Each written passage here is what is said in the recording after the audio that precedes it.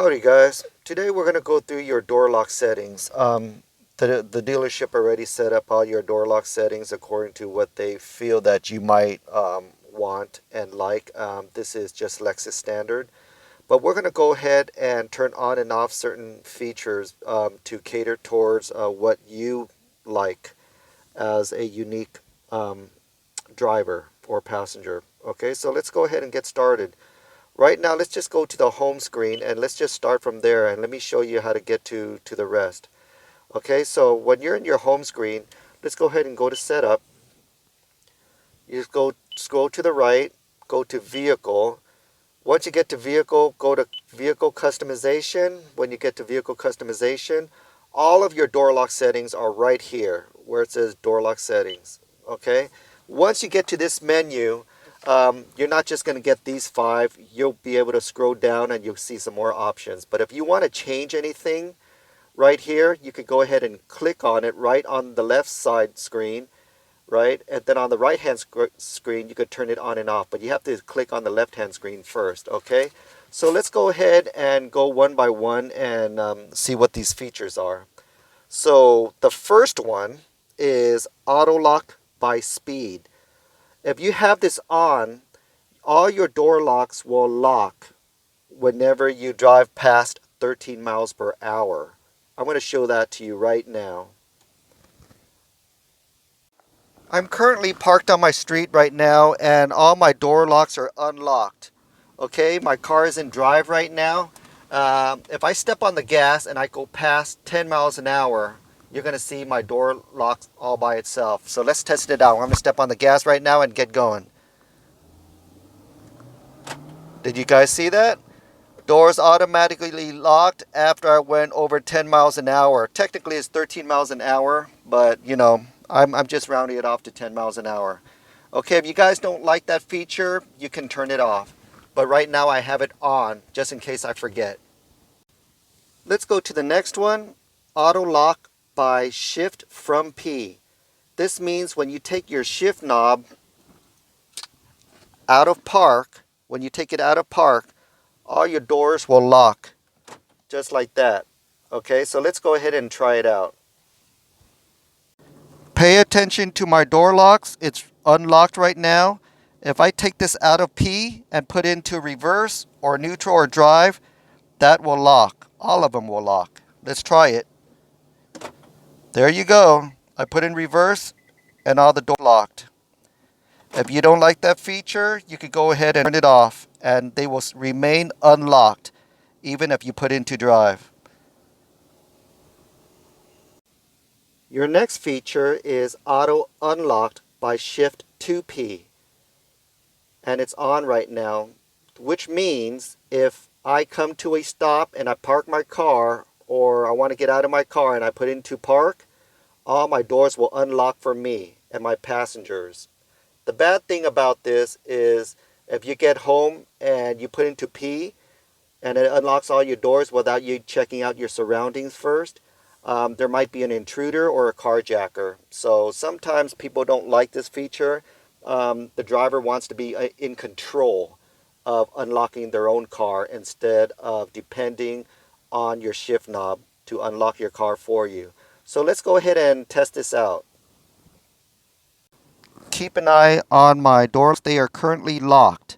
When I get home and I put my car into park, it will unlock all my doors for me. Let's try it out.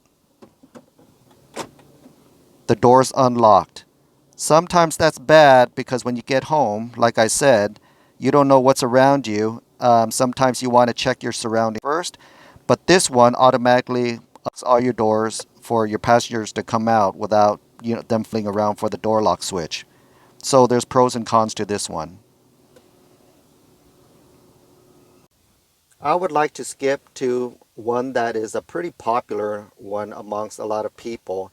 It's called remote 2-press unlock. This option lets you unlock your doors with one press of an unlock. Standard is usually on, meaning you would have to push unlock one time and it will unlock your driver's door and push it 2 times to unlock the rest of the doors. I don't like that feature. I like whenever I unlock the doors, it unlocks everything. I have it off right now, and let's see how it works. If I lock the door, one button push. If I unlock the door, with my option being off, I should be able to push this one time and everything should unlock. Let's try it out. One push. Everything unlocks. Let's go ahead and see what would happen if I turn this on. The remote to press unlock, if I change it to on. Now it's cycling to on. Now it's on. Let's see what happens. With that option being on, if I push lock, one time it will lock all my doors. But if I push unlock, I would have to push it twice in order for my doors, all my other doors to unlock. Let's push it twice. 1, 2. There you go. You would require 2 pushes instead. Let's go ahead and scroll down to the next options for door locks. Let's go ahead and jump to Access System with Electronic Key. I have this on. This is in order for you to open and close your doors just by using your door handles while your key fob is on you. It is on right now, and let's show you what I mean when the option is on. When the option is on, I'm able to lock my car just by pushing the button. I'm also able to open my car just by holding on to the handle.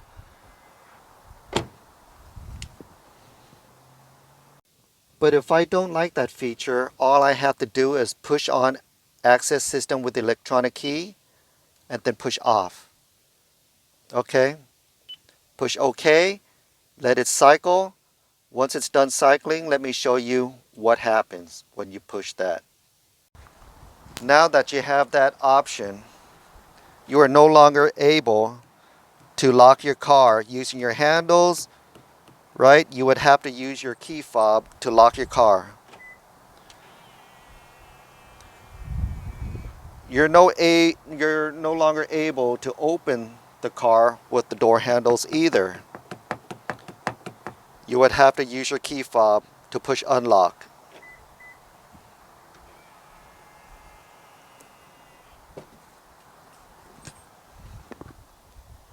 Okay, let's jump to the next setting, guys. It's auto relock timer.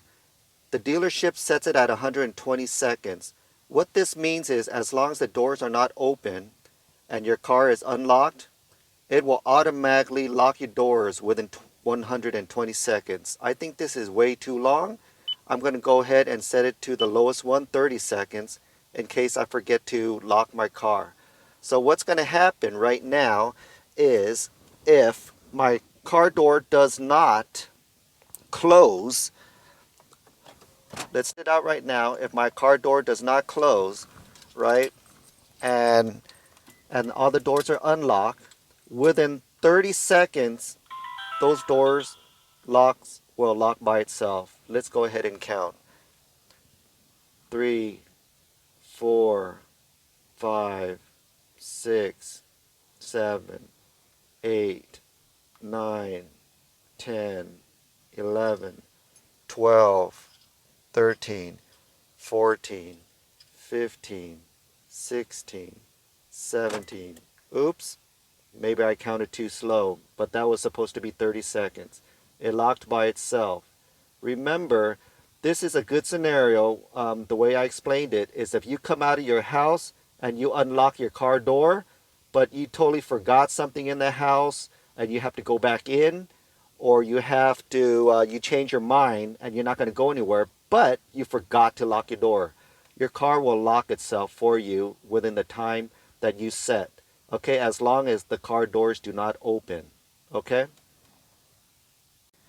And one of your last door lock settings is called lock and unlock feedback lights. It's on right now, set by the dealership.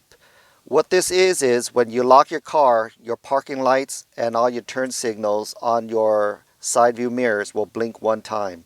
When you unlock your car, it will blink 2 times. This is a visual signal that your car is locking or unlocking. That's all it is. If you don't like that, you can turn it off by pushing this and turning it off. Why would anybody want this option to be off, you're asking? Well, there are plenty of reasons why. Number one, people that live in the dark woods or people that go to work at 3 o'clock in the morning, they don't want a big spectacle in their driveway to let everybody know that they're leaving at 3 o'clock in the morning. They don't want to wake up their family and somebody, if your car is parked in front of somebody's window and you're unlocking your car door at 3 o'clock in the morning, you're going to wake somebody up, right? And that is why you would turn them off. I don't have that problem, so I will turn them back on. I like all my lights to blink when I lock and unlock my doors.